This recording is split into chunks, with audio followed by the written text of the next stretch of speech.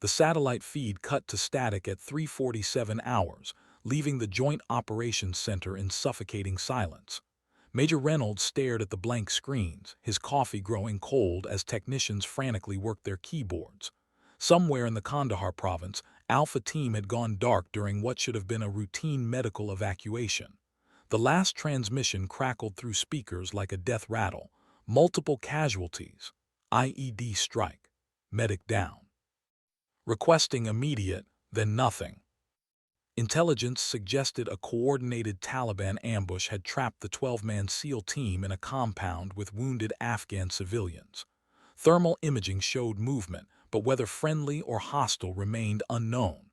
The Pentagon brass huddled in heated debate while precious minutes ticked away.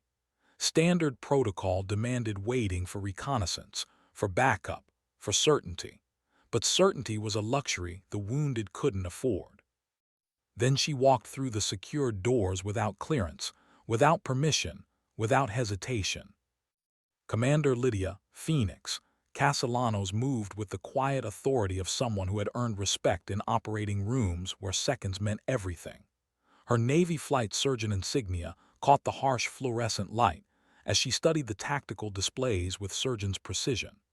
At 34, she possessed an unusual combination of medical expertise and military aviation experience that made her invaluable, and apparently invisible to the decision-makers who had forgotten she existed. The compound has a flat roof suitable for helicopter insertion, she said, her voice cutting through the chaos like a scalpel. Medical supplies can be dropped via precision parachute while I provide air support and triage coordination from above. Major Reynolds looked up from his maps, irritation flashing across his weathered face. Ma'am, with respect, this is a combat situation requiring special operations expertise. Medical personnel should remain at base until your special operations experts bleed out. Phoenix's dark eyes held steady. I've logged over 2,000 flight hours in hostile airspace, including night operations in Afghanistan and Iraq. I know that terrain, that compound, and I know what those men need to survive. The room fell silent except for the distant hum of generators. Phoenix had served 2 combat tours as a flight surgeon before transitioning to trauma medicine, but her colleagues saw only the stethoscope, not the wings.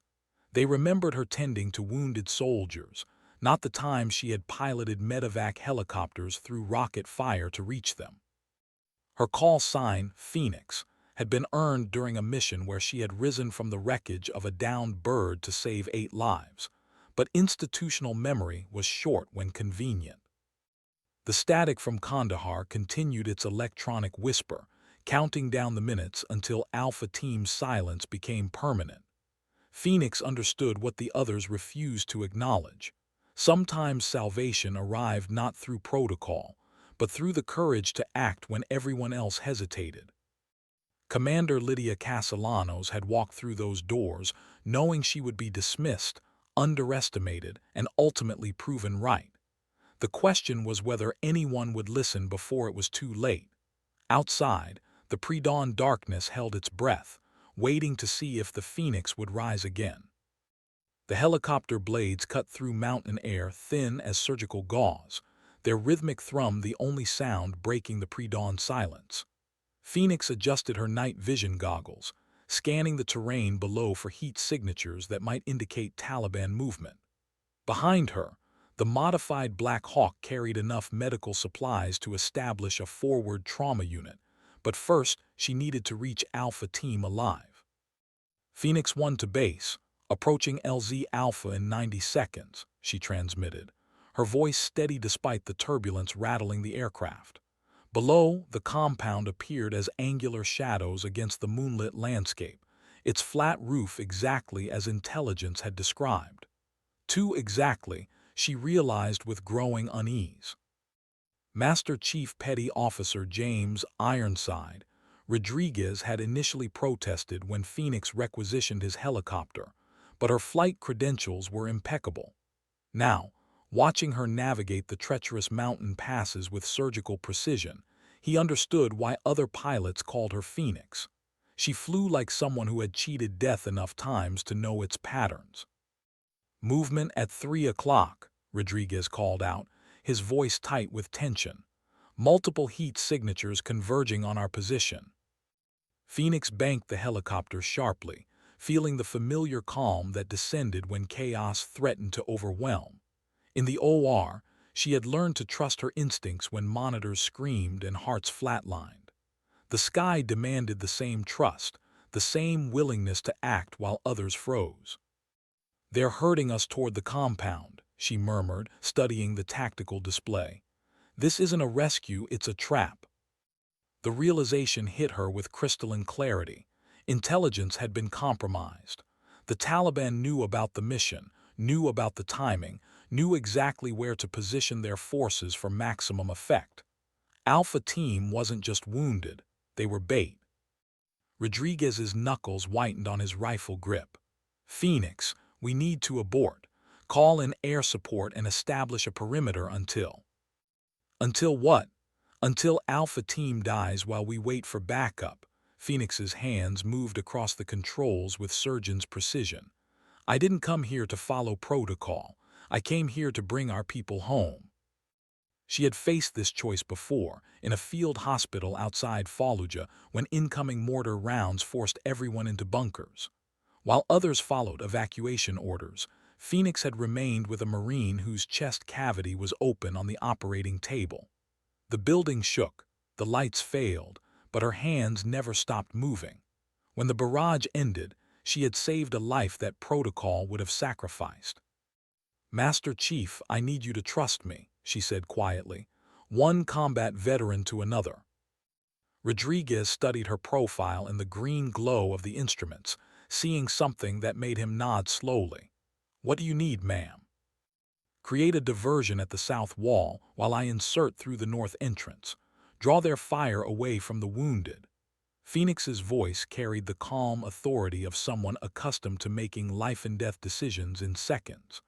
"I'll establish triage and coordinate extraction once I assess Alpha Team's condition." The helicopter swept lower, its rotor wash disturbing dust and debris as Phoenix prepared for the most critical insertion of her career. Below, shadows moved with predatory purpose, and somewhere in that compound, 12 American warriors clung to life while their country debated rescue protocols. Phoenix Castellanos had risen from burning wreckage before. Tonight, she would rise again, carrying the weight of lives that only she believed could still be saved. The compound's north wall rose like a concrete gravestone in the pre-dawn gloom, its surface pocked with bullet holes from previous battles.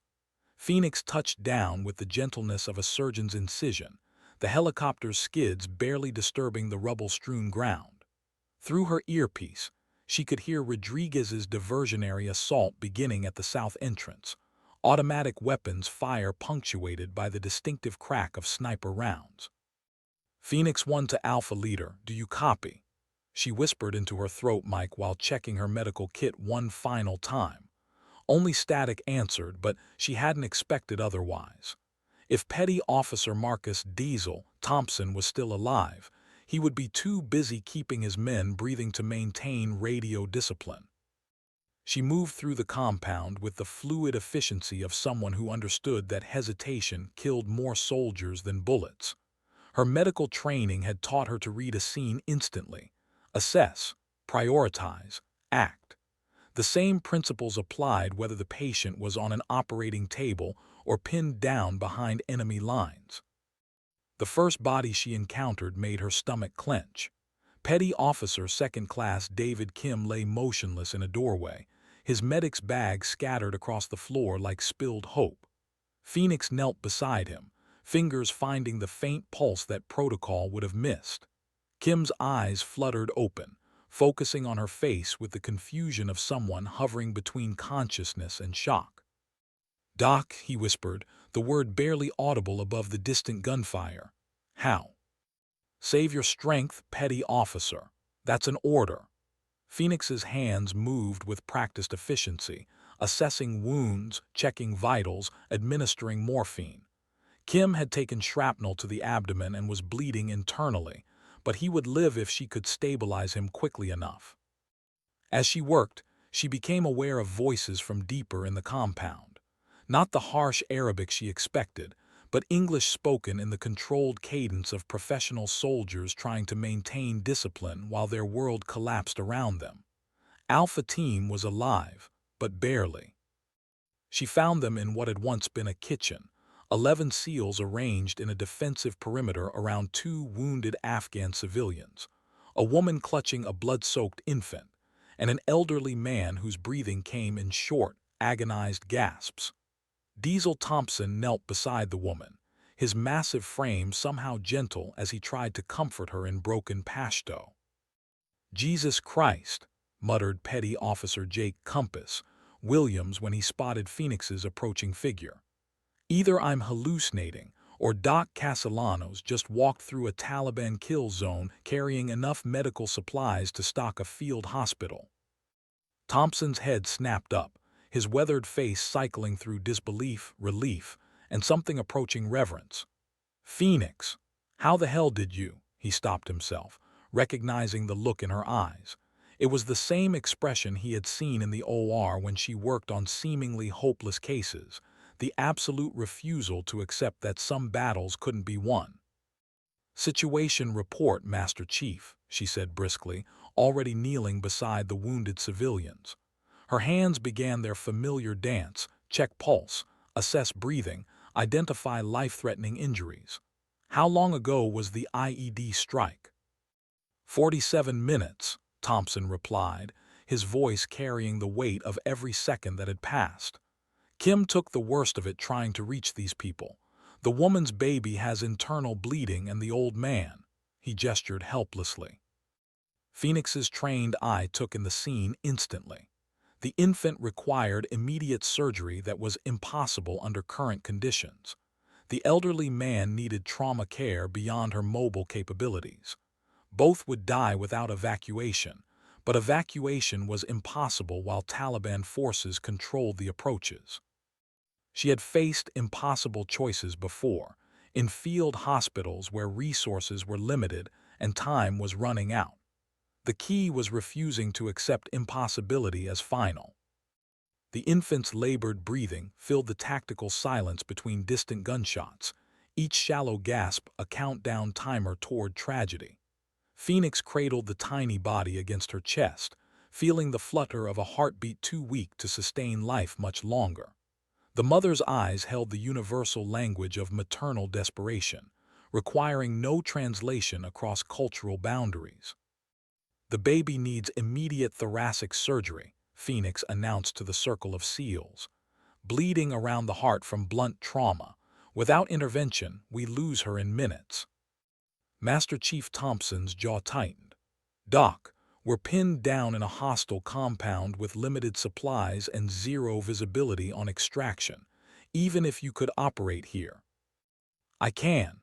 The words cut through his objection with surgical precision.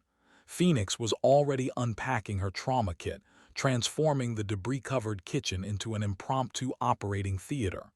"I need 2 men to establish a sterile field, 1 to assist with instruments, and the rest to maintain perimeter security. This isn't a request." The transformation was immediate and complete. Where moments before had been a desperate defensive position, Phoenix's presence created an island of medical authority that even battle-hardened SEALs recognized and respected. Diesel Thompson had worked with military doctors before, but Phoenix operated with a different kind of confidence, the absolute certainty of someone who had performed miracles under impossible conditions. "Williams, Jenkins, clear that table and sanitize with alcohol wipes," she ordered while inserting an IV line with one hand. "Compass, I need you monitoring vitals and calling out any changes. Everyone else, defensive positions, but watch for my signals." The mother watched with tear-filled eyes as Phoenix worked, understanding instinctively that her child's life now rested in hands that moved with supernatural precision.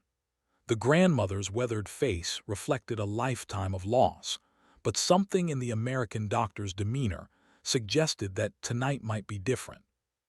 Phoenix's fingers found the source of internal bleeding within minutes, a small tear in the pericardium that was slowly strangling the infant's heart. Under normal circumstances, the procedure would require a full surgical team, general anesthesia, and controlled conditions. Here, with Taliban fighters closing in and only emergency lighting, it bordered on impossible. But Phoenix Castellanos had never accepted impossible as final. "Scalpel," she said quietly, and Jenkins placed the instrument in her palm with the reverence of an acolyte assisting at a sacred ritual. "Hold her steady. This has to be perfect on the first try." The incision was no larger than necessary, each cut deliberate and economical. Around the makeshift operating table, 11 of America's most elite warriors held their collective breath, while a Navy flight surgeon performed surgery that would challenge the best trauma centers. Outside, Rodriguez's diversionary fire continued its deadly percussion, buying them precious minutes. As Phoenix worked, something shifted in the room's atmosphere. The SEALs had entered the compound seeing her as a liability, someone to be protected rather than relied upon. Now they watched her hands move with the same admiration they reserved for teammates who had proven themselves under fire. This wasn't medical treatment. It was combat medicine at its most demanding, where the enemy was time itself. "There," Phoenix whispered as the tiny heart resumed its proper rhythm. "She's stabilized, but we need evacuation within the hour." The baby's first strong cry echoed through the compound like a battle hymn, drowning out the distant gunfire and filling the space with something the SC Ailers had almost forgotten: hope. The sound of the infant's healthy cry seemed to awaken something primal in the compound's concrete walls, as if the building itself had been holding its breath. Master Chief Thompson watched Phoenix close the surgical site with movements so precise they seemed choreographed, each suture placed with the mechanical perfection of someone who had performed the procedure thousands of times in conditions far better than these. "Doc," he said quietly, his voice carrying newfound respect, "I've seen a lot of battlefield medicine, but what you just did," he shook his head, "that was something else entirely." Phoenix didn't look up from her work, but Thompson caught the slight tightening around her eyes that suggested his words had landed. She finished the closure and gently transferred the infant back to her mother, whose tears now carried relief instead of desperation. The woman whispered something in Pashto that needed no translation. "Gratitude transcends all languages." "The hard part's just beginning," Phoenix replied, already turning her attention to the elderly man whose breathing had grown more labored during the surgery.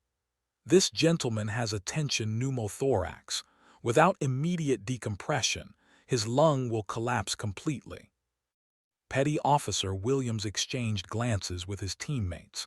They had all witnessed Phoenix's surgical skill, but the clinical terminology reminded them that she was operating in a world they barely understood. In their universe, problems were solved with explosives, precision shooting, and tactical superiority. Her battles were fought with instruments measured in millimeters, where victory meant heartbeats that continued instead of threats that were eliminated. "What do you need?" Thompson asked, and the question carried weight beyond its simple words. He was offering the full resources of his team, acknowledging her authority in a way that would have seemed impossible an hour earlier. "I need to insert a chest tube to relieve the pressure," Phoenix explained while examining the old man's chest. "It's going to be uncomfortable, but it's the only way to save him." She worked with the same methodical precision that had characterized the infant's surgery, but this procedure required different skills. Where the previous operation had demanded microscopic accuracy, this one called for confidence in placement and timing. One mistake could puncture the heart or major blood vessels, turning a life-saving procedure into a death sentence. The old man's eyes met hers as she prepared the insertion site, and she saw recognition there. He understood what was happening, understood the risk, and gave her the slightest nod of consent. It was a moment of communication that transcended language barriers, two medical professionals acknowledging the gamble they were about to take together. On three, she said to Williams, who was holding the patient steady. 1, 2. The chest tube slid into position with the smooth resistance of proper placement, and immediately the old man's breathing eased as trapped air escaped through the drainage system. His color improved within seconds, the cyanotic blue around his lips fading to healthier pink. "How did you know?" Thompson asked, genuine curiosity replacing his earlier skepticism. "I mean, how could you tell what was wrong just by looking?" Phoenix finally looked up from her patient, and for the first time that night allowed herself a small smile. 23 years of emergency medicine, she said. 12 years in the Navy, 11 in civilian trauma centers. You learn to read the signs that matter and ignore the ones that don't. Outside, Rodriguez's diversionary fire had grown sporadic, suggesting either ammunition shortage or tactical repositioning. Either way, their window for extraction was closing rapidly. The elderly Afghan man reached up with a trembling hand and touched Phoenix's arm, his eyes conveying gratitude that words could never express. In his weathered features, she saw reflections of every patient she had ever saved, every impossible case that had tested her skills and resolve.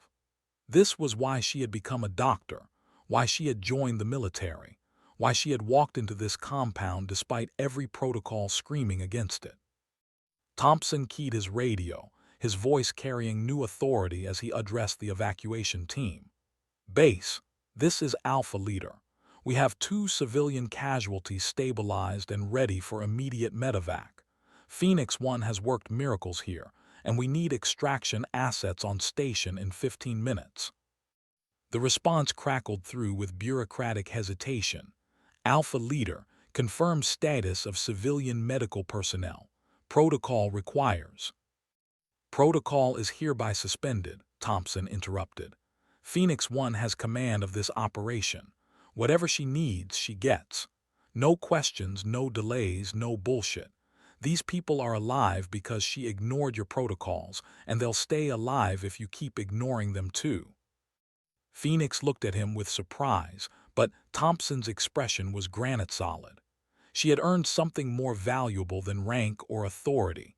She had earned the unconditional respect of warriors who understood excellence when they witnessed it. The civilian nurse had become something more in their eyes. She had become one of them. The radio silence stretched for several seconds before Base responded with grudging acceptance. "Understood, Alpha Leader. Extraction assets inbound. Phoenix 1 has operational authority." Through the bullet-scarred window, the first hints of dawn painted the eastern horizon with pale gold light. Phoenix had walked into darkness to save lives that everyone else had written off. Now, as morning approached, she prepared to walk out again. But this time, she wouldn't be walking alone.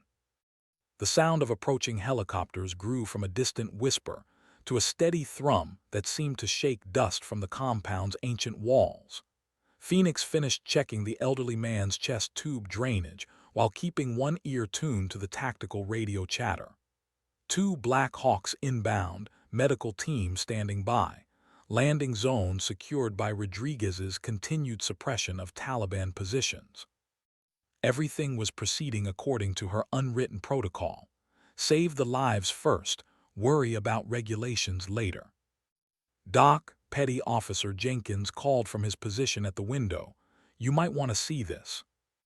Phoenix glanced up from her patients to follow Jenkins's pointing finger.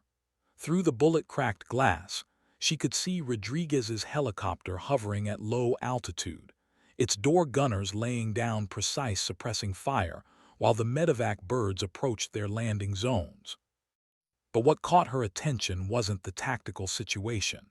It was the way Rodriguez was coordinating the entire operation through hand signals and radio commands, following her earlier instructions with the precision of a surgeon following an operating procedure. "He's treating this like a medical evacuation," Thompson observed, his voice carrying newfound understanding. "Not a combat extraction. He's prioritizing patient stability over speed." Phoenix nodded, recognizing the shift in operational thinking. Rodriguez had initially seen her as a liability requiring protection. Now he was adapting his tactics to support her medical priorities, understanding that the mission's success depended not on firepower, but on keeping fragile lives stable during transport. The first Black Hawk touched down with the gentleness of a medevac pilot who understood that his patients couldn't withstand rough handling. The crew chief who jumped out was Hospital Corpsman First Class Maria Santos, someone Phoenix had worked with during their deployment to Iraq. Santos took one look at the infant in her mother's arms and immediately began preparing the helicopter's mobile ICU equipment. "Phoenix," Santos called over the rotor noise, "what have we got?" "Post-operative thoracic repair on the infant, stable but requires continued monitoring," Phoenix replied, already helping transfer the mother and child toward the aircraft. "Elderly male with chest tube for tension pneumothorax, also stable but needs hospital-level care within 2 hours." The handoff was seamless, two medical professionals communicating in the shorthand of shared experience. Santos's questions were precise, clinical, focused on information that would matter during flight. Phoenix's answers carried the same efficiency, stripping away everything except the details that would keep her patients alive. As the wounded civilians were loaded aboard the medevac bird, Phoenix noticed something that made her pause. The Afghan mother looked back at her with an expression that transcended cultural boundaries, the look of one woman acknowledging another's courage, one mother grateful to another for saving her child's life. She pressed something into Phoenix's palm, a small carved stone that felt warm from being carried close to her heart. "Tashakur," the woman whispered, "thank you." Phoenix closed her fingers around the stone, understanding that she had received more than gratitude. She had been given a talisman, a reminder of why she had chosen medicine over military protocol, why she had walked into this compound when everyone else hesitated. Master Chief Thompson appeared at her elbow, his expression mixing respect with something approaching awe. "Doc, that was—" he struggled for words that could encompass what they had all witnessed. "I've worked with a lot of medical personnel over the years, but I've never seen anything like what you did in there." Phoenix looked at the departing helicopter carrying her patients to safety, then back at Thompson and his men. These warriors had allowed her to lead them not because of her rank or authority, but because she had proven herself worthy of their trust under the most demanding conditions possible. "Master Chief," she said quietly, "I couldn't have saved them without your team. This was never about one person taking command. It was about professionals recognizing what needed to be done and having the courage to do it." Thompson nodded slowly, understanding dawning in his weathered features. "Permission to speak freely, ma'am." "Granted." When we heard a civilian nurse was taking operational control, most of us figured we'd be babysitting someone who didn't understand the situation. His voice carried the weight of honest admission. "We were wrong, dead wrong. You didn't take command, you earned it." The second helicopter settled onto the landing zone, its crew ready to extract Alpha Team. As Phoenix gathered her medical kit, she realized that something fundamental had changed during the night. She had entered the compound as an outsider, someone whose medical credentials were respected but whose judgment was questioned. She was leaving as something more, a leader whose authority came not from regulations but from proven competence under fire. The carved stone in her pocket seemed to pulse with warmth, a reminder that some victories couldn't be measured in tactical success or mission completion. Sometimes the greatest triumph was simply refusing to accept that certain lives weren't worth saving, regardless of what protocol demanded. Phoenix Castellanos had walked into that compound carrying medical supplies and determination.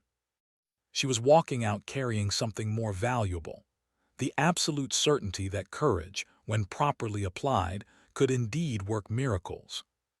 The flight back to base passed in contemplative silence, broken only by routine radio checks and the steady thrum of rotor blades cutting through morning air that had grown thin with altitude.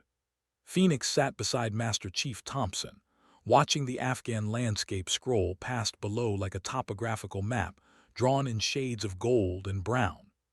The carved stone in her pocket had grown warm against her palm, its weight somehow significant despite its size. "Phoenix," Thompson said quietly, using her call sign with newfound respect, "can I ask you something?" She nodded, her eyes still focused on the terrain below where other battles were probably being fought, other lives hanging in the balance while decision-makers debated protocols. "Why did you walk into that compound? I mean, really. You had to know it was against regulations, had to know you'd catch hell from the brass."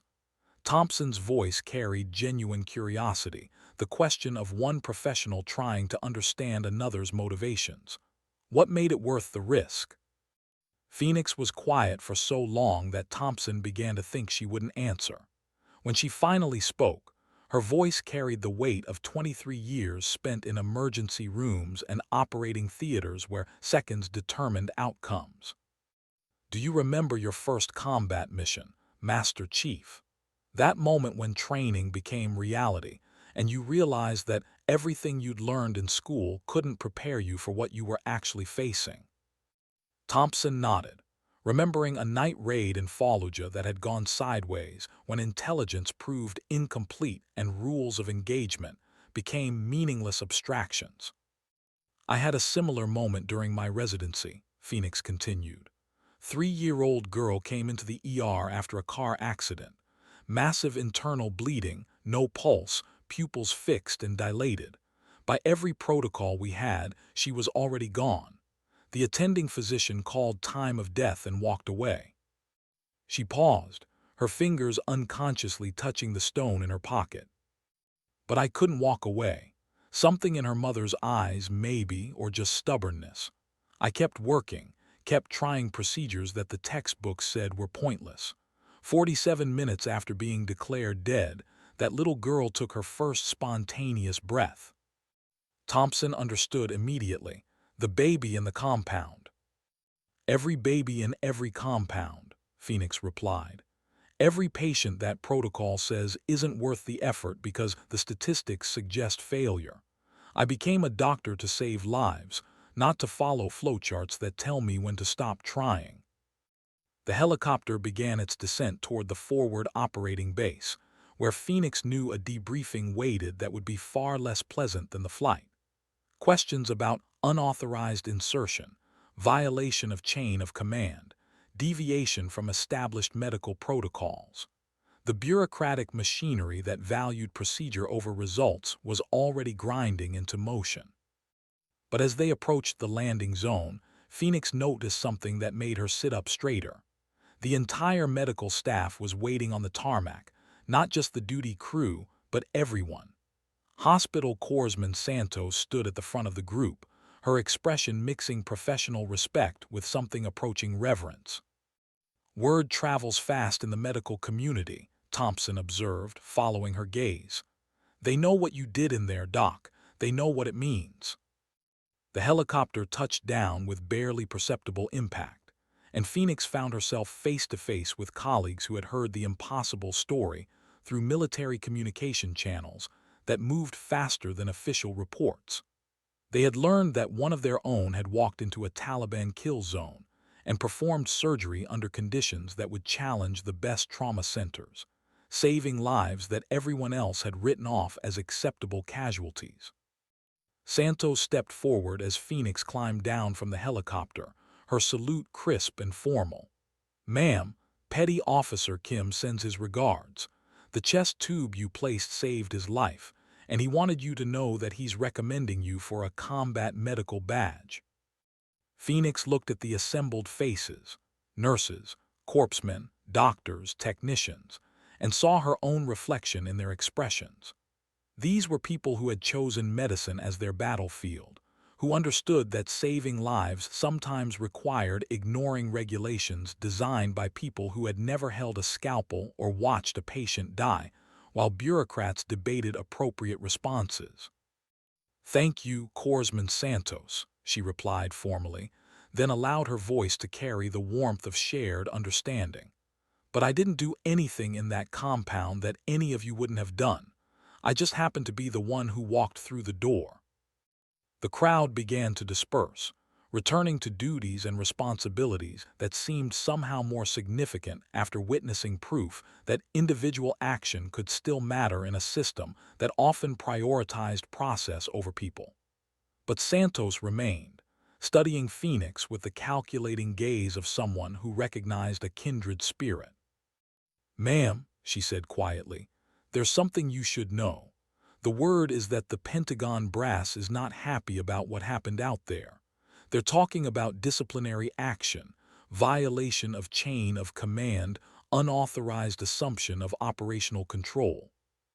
Phoenix nodded, having expected as much, and Santos smiled, the expression carrying decades of military experience and institutional knowledge.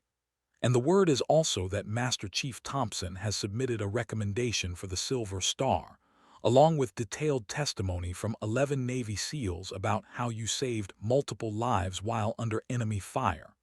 Hard to discipline someone for heroism, especially when it's backed up by the most elite warriors in the military." The carved stone in Phoenix's pocket seemed to pulse with warmth, a reminder that some victories transcended official recognition or punishment. She had walked into that compound knowing the risks to her career and reputation. She was walking away knowing that 2 lives continued because she had refused to accept that some battles couldn't be won. The morning sun climbed higher over the forward operating base, casting long shadows across the tarmac where Phoenix Castellano stood surrounded by colleagues who understood what she had accomplished. The civilian nurse who had taken command when Navy SEALs stood down had become something more than a medical officer. She had become a symbol of what was possible when competence met courage and refused to accept limitations imposed by others. The administrative machinery of the military ground forward with its predictable rhythm, summoning Phoenix to debriefings and after-action reports that would dissect every decision made during the compound operation. But as she walked toward the command building, she carried with her something more valuable than official approval: the absolute certainty that when lives hung in the balance, the right choice was always to act rather than hesitate, regardless of what protocols demanded. The debriefing room smelled of stale coffee and bureaucratic anxiety, its fluorescent lighting casting harsh shadows across faces that seemed determined to find fault with success. Phoenix sat at the metal table facing a panel of officers whose expressions ranged from skeptical to openly hostile, their questions designed to establish violation of protocol rather than understand the tactical situation that had demanded immediate action.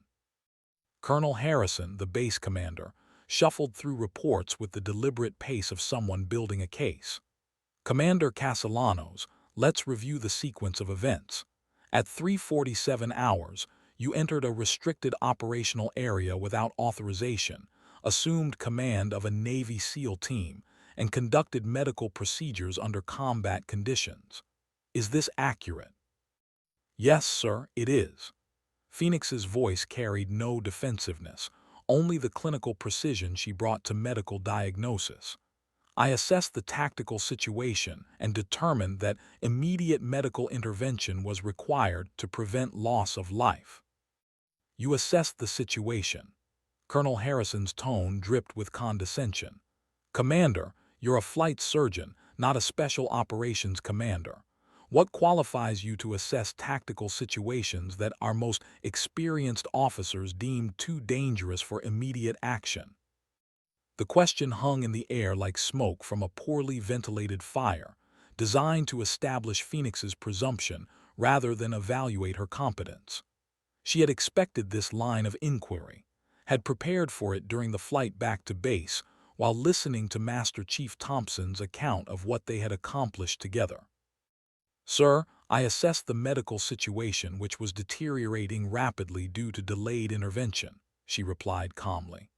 "A 6-month-old infant with cardiac tamponade has minutes to live without surgical intervention, regardless of tactical considerations. An elderly man with tension pneumothorax has even less time. My assessment was medical, not tactical." Major Stevens, the operations officer, leaned forward with the aggressive posture of someone who had found a weakness to exploit. But you assumed tactical command, didn't you? You directed the insertion, coordinated with air support, and gave orders to combat personnel. That's not medical assessment, that's military command. Phoenix met his gaze steadily, recognizing the trap being constructed around her actions. They wanted her to admit to insubordination, to unauthorized assumption of command authority that would justify disciplinary action. But Master Chief Thompson's earlier words echoed in her memory. She hadn't taken command, she had earned it. "Major, I coordinated medical priorities with tactical necessities," she said. Master Chief Thompson retained command authority throughout the operation. I advised on medical requirements, and he adapted his tactical plan accordingly. That's how military medicine is supposed to work. Colonel Harrison glanced at his notes, clearly frustrated by her measured responses. "Commander, witnesses report that you gave direct orders to Navy SEALs, that you established operational priorities, and that Master Chief Thompson deferred to your judgment on multiple occasions. How do you explain this apparent inversion of command structure?" For the first time since entering the room, Phoenix allowed herself a slight smile. "Sir, have you ever observed a trauma surgeon working with an experienced OR team?" The question seemed to catch Harrison off guard. "I'm not sure I understand the relevance." In the operating room, the surgeon makes medical decisions while the anesthesiologist monitors vital signs, the surgical tech maintains instruments, and the circulating nurse coordinates logistics. Each professional has expertise that the others respect and defer to within their areas of competence. Phoenix's voice carried the calm authority she used when explaining complex procedures to medical students. "During the compound operation, I provided medical expertise while Master Chief Thompson provided tactical expertise. Professional collaboration, not command usurpation." Major Stevens shuffled through his papers, searching for ammunition to continue his attack. "Commander, you violated multiple regulations by inserting into a combat zone without proper authorization, conducting medical procedures without appropriate facilities, and—" The door opened with sharp authority, admitting Master Chief Thompson, whose presence immediately changed the room's dynamic. He moved with the quiet confidence of someone who had earned the right to interrupt senior officers when necessary, his uniform bearing ribbons and decorations that spoke of combat experience beyond anything the debriefing panel possessed. "Gentlemen," Thompson said, his voice carrying the weight of institutional credibility, "I believe there may be some confusion about the events in question." Colonel Harrison looked up with irritation. "Master Chief, this is a closed administrative proceeding. Your presence is not." "Sir, with respect, my presence is required." Thompson's tone remained formal but firm. "I am the senior enlisted advisor who was present during the operation in question, and I have prepared a detailed after-action report that addresses the specific concerns being raised here." He placed a folder on the table with deliberate precision, its contents representing hours of detailed testimony from 11 Navy SEALs who had witnessed Phoenix's actions firsthand. "If I may, sir, I'd like to clarify the command structure that existed during the operation." Colonel Harrison glanced at Major Stevens, recognizing that Thompson's intervention was shifting the proceeding away from disciplinary action toward operational review. "Proceed, Master Chief." Thompson opened the folder, revealing typed pages that carried the weight of official documentation. "Sir, Commander Castellanos did not assume command of Alpha Team. She assumed responsibility for medical operations within a tactical framework that I established and maintained throughout the mission. Her medical expertise guided our operational priorities, but tactical command remained with me at all times." He looked directly at Phoenix, his expression carrying respect earned through shared danger. "What Commander Castellanos did was